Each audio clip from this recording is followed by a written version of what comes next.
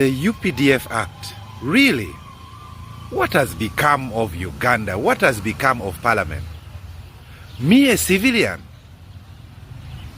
you want to throw a gun in my house, you want to put fake charges on me, and then tomorrow I am in the court-martial.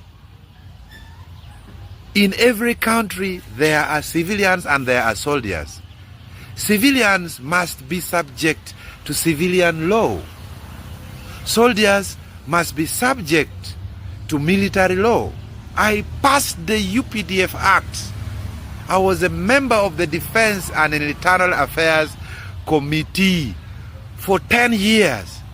At that time, we even said, if someone has retired from the service, from the military service, they should return to civilian life. Now, today, in the year 2025, you want a civilian arrested on allegations, on mere allegations, to be lined up in the court-martial. May God uphold thee. Let me analyze two provisions of the UPDF Act.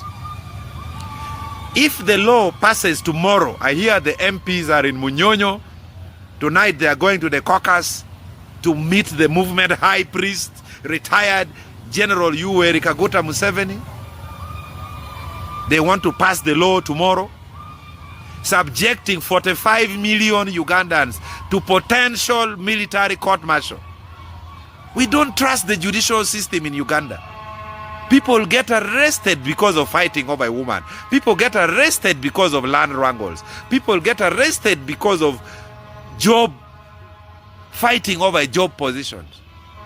And then you put charges, you throw a gun, you throw bullets into his car or her car, then tomorrow the person is in court-martial.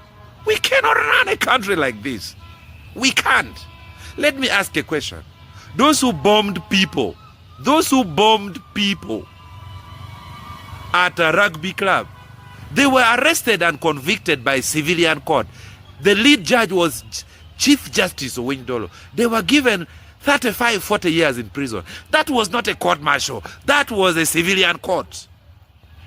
Yesterday, the people, UPDF soldiers, who killed prosecutor Joan Kagezi, they were given 35 years in prison. That was a civilian court. That was not a court-martial. Why do you want to subject civilians to court-martial? Why? We put court-martial in the UPDF Act because when there is an operation like in Somalia, issues of discipline must be handled expeditiously. That is why we put court-martial in the UPDF Act, not for trying civilians. You people, you are going to tear Uganda apart. You are going to kill Uganda. Archbishop, what are you doing? Cardinals, what are you doing? Muftis, you are all quiet. No. Civilians are civilians. Soldiers are soldiers. So this provision must be stopped. The second provision, you are putting SFC as a branch of the army. Why are you doing this to Uganda? All over the world, the 181 countries of the world, there are 3 or 4 branches of the army.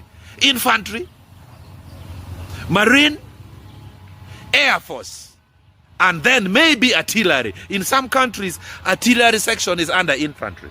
So that when you join the armed forces, you choose whether you are going to the Air Force, you are going to the Water Marines, or you are going to the infantry or artillery section. Now in Uganda, you want to create SFC, as a branch of the army, that from day one, Odongo Otto's son is trained to be SFC. This is being myopic because you think the same actors will be president forever. No! SFC cannot be a special force. That is in a department in the military. So are you trying to say now we should also create procurement as a special force? We should also create construction as a special force? We should also create medical as a special branch of the armed forces? No! So this thing of making SFC a privileged arm of government is presupposing that President Museveni and maybe Muhoozi will be the first and last presidents of Uganda. No, some of us are also on the queue. So what Parliament is doing is wrong. It is not acceptable. We have lost a lot. We remove term limits. We remove age limits. Now you are subjecting civilians to military trials. No. This must be rejected. No. No. No. No. Don't do that to Ugandans. Members of parliament, don't do that to Ugandans. Even if you do it and you fail elections, that is not enough punishment. You would have put a rope on the neck of all Ugandans. Personally, my father told me never to join any job where they put on uniforms. So because I am outspoken, tomorrow you want to come to me and say I am involved in rebel activities? No. You know what it means? I've seen the tweet of General Muhoozi yesterday. He's saying that the NUP, National Unity Platform, they are planning a rebel group in Congo, where Dr. Besigye was planning a rebel group. So tomorrow they start picking these young men. They are in court-martial. Ugandans still believe in the civilian court, where you can get justice. And by the way, for your information, since 1986, only one person has been acquitted from the court-martial. Only one. And even the president called the chairman of the court-martial then that why did you acquit those persons? Everyone, even the person presiding over a court-martial, is following orders from above. How can a general who has been appointed to head a court-martial release someone whom the powers that be want that person to be in prison? How? I even don't know what to do. I don't know what to do. I don't know. I wish I were in that parliament. I don't know what to do. Yes, all right. Nkwanirizaako nnyo ku Yugi Update Civic Sinzo bango otuwuliriza. Awo wennyini we tugenda okubanga tutandikira habula gwe atannatweyungako kirira wansi waliwo ekigambo subscribe kikoneko obeerenga otweyungako.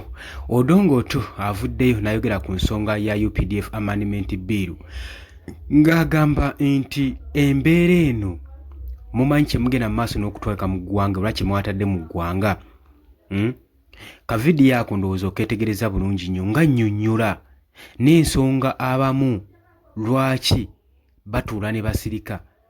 Kati ekikolwa kino kye baakoze kye kino Odongo Otto kyava okugamba nti bagenda tandika okukwata weapons nga bazisuula mu maka g'abantu baziplantinga mu mamotoka nga n'ekigendero eky'obbakwata obbatwala mu civil court mu military court naye nga toyina nadde omusango. Oli ajja kuwalana lwa ttaka agenda akuteekeko kigundi kyonna nga kikutwala mu military court. Nze ngamba ze zimu ku nsonga zibatalowoozezza. Era Odongo Otto akunnyonnyodde ng'akugamba ye yali ku ka military committee kakiiko akaali katula mu parliament emyaka 10 era n'aritayalinga. Wabula y'omu ku baakola articles ezo ng'ebimu ku byo article erimu mu UPDF oba mu magye eragira munnamagye yenna okubanga waba atuusiza mu retirement taddamu kuwozesebwa na military court, ayina genda mu civil courts ze zimuwozesa singa aba akwasiddwa n'omusango. Kakati agamba oluvannyuma nga tumaze okulitayalinga ate era mwagala military court ze ziba ziddamu tulamula ate engeri etteeka lyateekebwawo nti omuntu kasita amala okweyambula ekyambalo aba afuuse civilian. Kitegeeza ebya kooti tebikyamukwatako. Kati mmwe aba UPDF ab'amagye kyaka mwasanyuse nga bayisa etteeka lino naye naawe likwatako kubanga naawe obadde omanyi ogenda kunnyuka amagye. Waliyo bannammwe nga baakuwa ayagala kugenda mu retirement. Kati nkwa ekizampa ey'okulabirako nga Lieutenant General Peter Lweru nga wagenda okuba nga awummuzibwa. Kati nga bayinamu akamulumulu nga bayinamu obutakkaanya ne General Muhoozi Kainerugaba Chief of Defence Force, gwe mbuulira nti we banaamutwala mu military court nga yeemukutte kuba ensonga issue zaabwe zikwatagana na kuwa amagye ziri military issues. Kati banaamutwala mu martial court, golooza biki ebinaddirira eyo ng'ate ng'ono ayinamu obutakkaanya ne Chief of Defence Force. Byemu byenjagala mutunuulire. Mwe ab'amagye mwagenze ne muteekayo endowooza yammwe nga muwagira ebbago lino liyisibwe, naye ebbago lino nammwe lijja bbakwatiramu.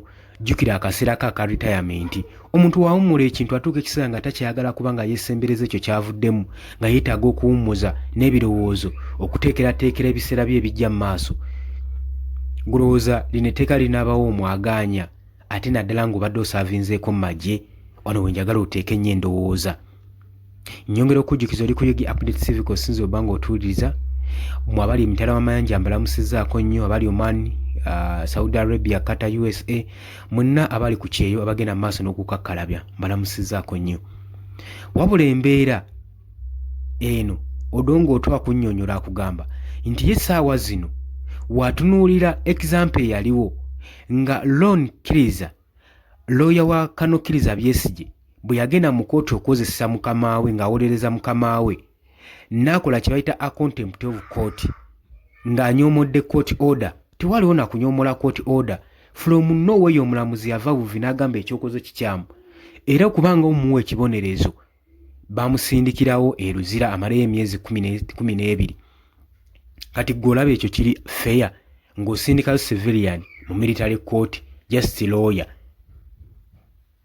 Kati ye wano Odongo Otto wagambira nti nawe aba ayita wali kooti emakindi tatunula nayo ayita wazibidde kubanga from nowhere basobola omukowoola ne bamuga oyina omusango wano ne bamutwala mu military court.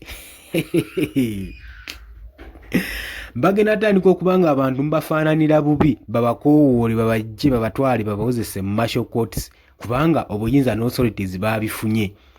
Ate kankubuulire tulabye example nnyingi nnyo bakutwala wano mu poliisi nga tolina musango n'olw'okuba poliisi yagala okugaziya fayiro n'ekwongerako emisango emirala. Kati mbuulire banaajasi bakususpectinze nga tebalina na bujulizi. Olowooza kizibu nnyo okupaatikako obujulizi obukulumika okuwozesa mu military court basobole okuba nga bakusentensinga ebbanga lyo lyonna. Njangu mu comment section otubuulire gwe endowooza eyo. Otutangaaze balina akakiiko ke bagenda okuteekawo mu military kooti akanoonyereza nga si military yennyini yeenoonyereza kuba omuntu waba ayagala okusiba ate nga yakuyinako obuvunaanyizibwa gwe bawadde obuyinza. Guluza kinaamulema okuteekawo ekintu kyonna kyonna era ab'ekibiina kya National Unity Platform basaasidde mwegendereze kuba kati abasajja bagenda tandika okubanga bamplantinga equipments ebintu byonna byonna ebisobola balumika nti no mukyobodde eddembe lya mumenye martial laws basobole okuba nga babatwala bawozese mu kooti. Eno martial law egenza okujja ng'etagetinze mainly oludda olw'opposition ekyo nkibagamba nammwe mwenna abawakanya gavumenti enkola yaazo. Tetumanyi kinaava mu kooti nga gyolesa nnyo ne banne bagenze ne batwalayo omusango tunalaba ebinaddirira. Naye ng'oli ku Yogi Update Civic wadde osinza oba ng'otuwuliriza oli waddemu okujja mu comment section n'otangaaza n'oteekayo endowooza yo kusinziira ggwe ku nsonga nga wooziraba. Mbagala nnyo, mwiraba.